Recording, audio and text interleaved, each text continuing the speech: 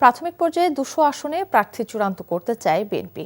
মনোনয়নে গুরুত্ব দেয়া হবে ত্যাগী, বলিষ্ঠ ও তৃণমূলের গ্রহণযোগ্যতাকে। যেসব এলাকায় একাধিক প্রার্থী নেই, এমন প্রার্থীদের শিগগিরই গ্রিন সিগন্যাল দেওয়ার কথা জানিয়েছে দলটির নীতি নির্ধারকরা।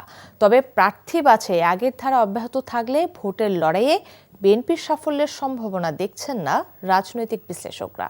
ওবায়দুল্লাহ মামুনের রিপোর্টে বিস্তারিত। সবকিছু ঠিকঠাক থাকলে ফেব্রুয়ারির প্রথমার্ধে ত্রয়োদশ জাতীয় সংসদ নির্বাচন। রাজনীতির মাঠে তাই বইতে শুরু করেছে উত্তাপ। দলীয় মনোনয়ন পেতে দৌড়ঝাঁপে ব্যস্ত বিএনপির মনোনয়ন প্রত্যাশীরা। চলতি মাসেই প্রার্থী বাছাইয়ের কাজ শুরু করতে চায় দলটি। চূড়ান্ত প্রার্থী নির্বাচন করা হবে তফসিল ঘোষণার পর।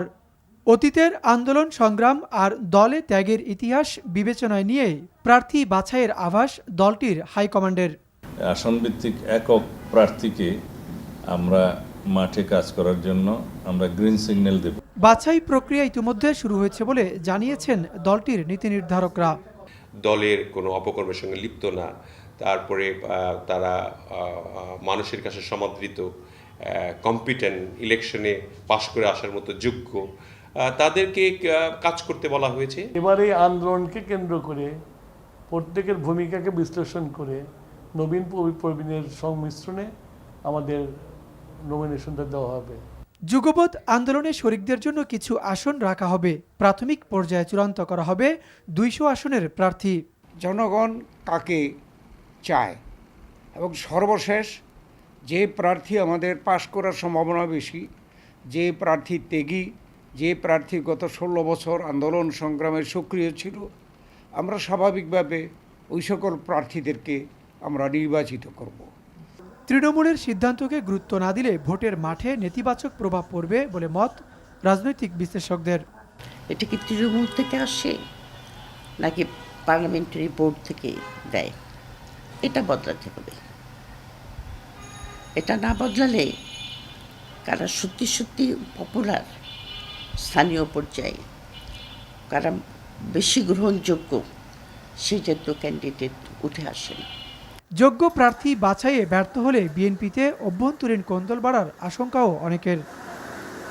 Obaidullah Mamun, NTV news, Dhaka. Bundle থাকলে প্রতি সেনমানিতে টাকা বাঁচবে। বিকাশ সেনমানি বান্ডেল কিনে জিতুন প্রতি লেনদেনে। ওটা তো ওরা আসলেই জানতে পারবো, তাই না? শোনো, টাকা তো চাইছে, 10,000 টাকার শর্ট আছে, বুঝছো? ধন্যবাদ। কত টাকা শর্ট পড়ছে সেটা বল। 10,000 টাকাই শর্ট আছে। আচ্ছা, সেটা মাথা ছুঁয়ে বলো। মাথা কি হবে? কি হলো? চুপ করে আসছো কেন? ভণ্ডামি, টাউটামি, জায়গা পাও না তুমি? তুমি কি জীবনে ভালো হবে না? শোনো, ভন্ড আর টাউট বলবা না, আমার ইগোতে লাগে। তুমি ওইটাই। ঠিক আছে, ভণ্ডামি টাউটামি মানুষ করে, কিন্তু গার্লফ্রেন্ডের সাথেও কোনো কথা? দেখো মিমি, আমি আগের থেকে অনেক লক্ষ্য হয়ে গেছি, ভালো হয়ে গেছি। পুরোপুরি হইতে পারি নাই, অর্ধেক ভালো তো 50% ভালো হয়ে গেছে। আগে যদি হইতো আমি তোমার থেকে 20,000 টাকা চাইতাম। চুপ।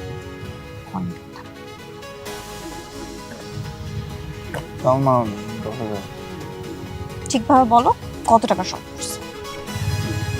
5,000 টাকা লাগবে।